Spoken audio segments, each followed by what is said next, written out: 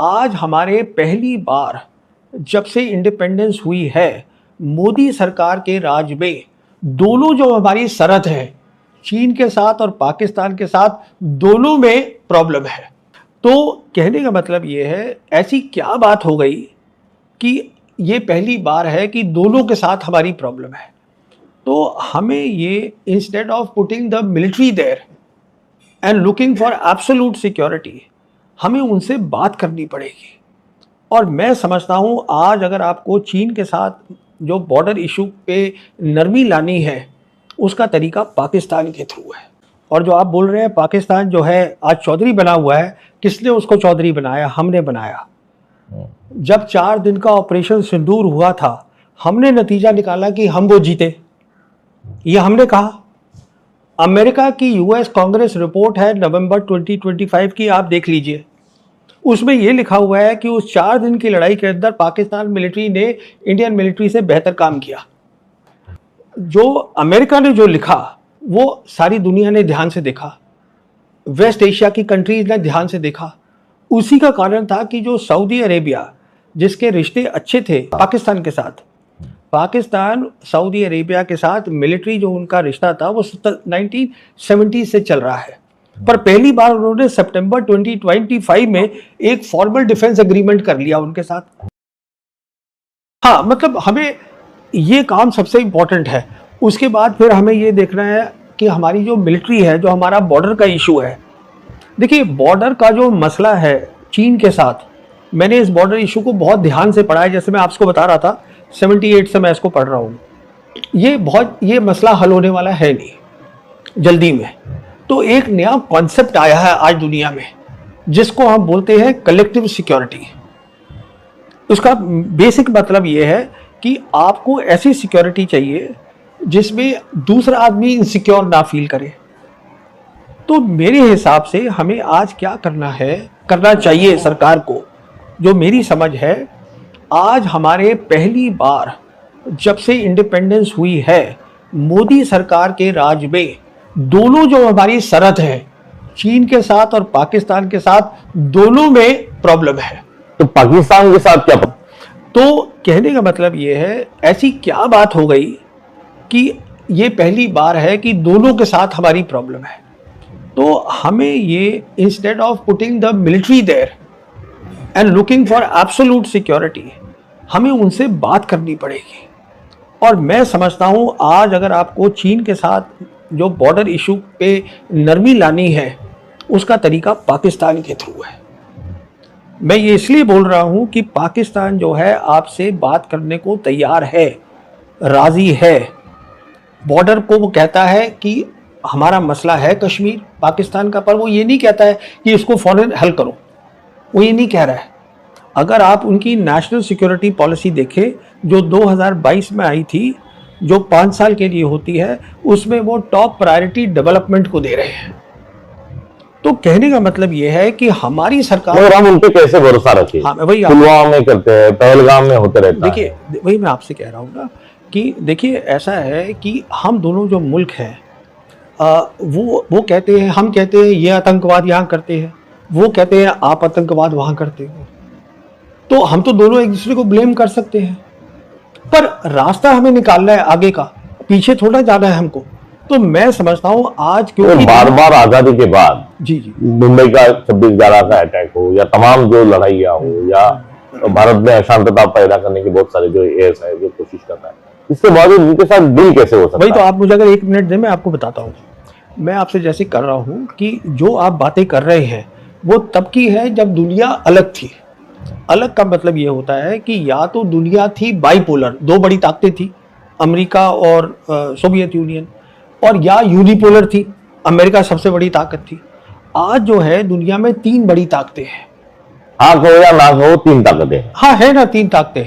America है, तो अभी क्या है कि जो चाइना का इतना ज़्यादा राइज हुआ है, उसके कारण जो पूरी जियोपॉलिटिक्स है दुनिया की, जियोपॉलिटिक्स का मतलब क्या होता है कि पावर और वेल्थ, ट्रेड, कनेक्टिविटी, जो सब कुछ होता था अमेरिका और यूरोप में, आज वो हमारे एरिया में आ गया है।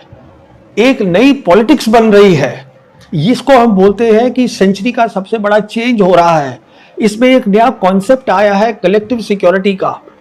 उस कलेक्टिव सिक्योरिटी, अब देखिए हमारे मुल्क में लोगों को पता ही नहीं है कलेक्टिव सिक्योरिटी क्या है। अब डिप्लोमेसी की जगह जियोपॉलिटिक्स ये शब्द बड़ा हो चुका है। आपने बहुत अच्छी एक बात कही, इसमें मैं बोलना चाहता हूँ।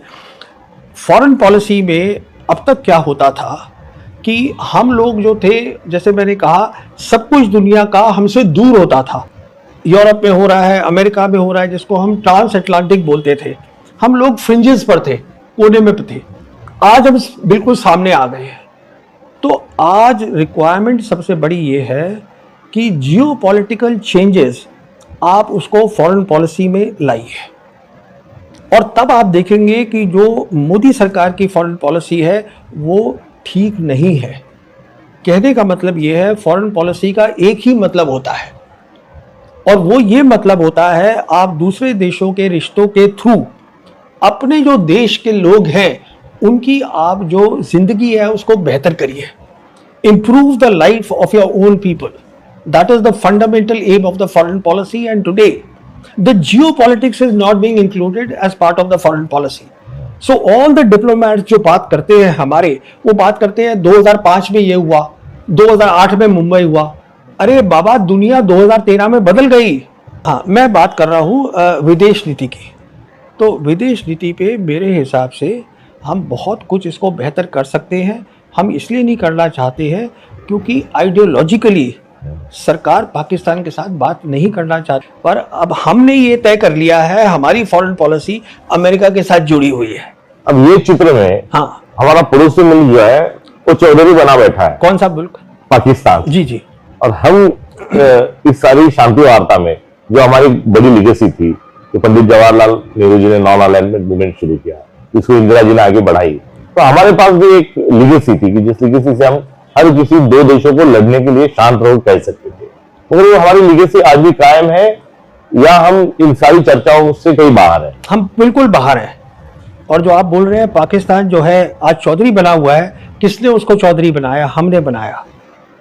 जब 4 दिन का ऑपरेशन सिंदूर हुआ था, हमने नतीजा निकाला कि हम वो जीते, ये हमने कहा।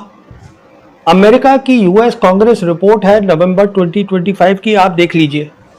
उसमें यह लिखा हुआ है कि उस 4 दिन की लड़ाई के अंदर पाकिस्तान मिलिट्री ने इंडियन मिलिट्री से बेहतर काम किया।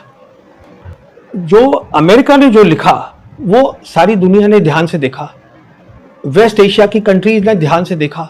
उसी का कारण था कि जो सऊदी अरेबिया, जिसके रिश्ते अच्छे थे पाकिस्तान के साथ, पाकिस्तान सऊदी अरेबिया के साथ मिलिट्री जो उनका रिश्ता था वो 1970 से चल रहा है, पर पहली बार उन्होंने सितंबर 2025 में एक फॉर्मल डिफेंस एग्रीमेंट कर लिया उनके साथ।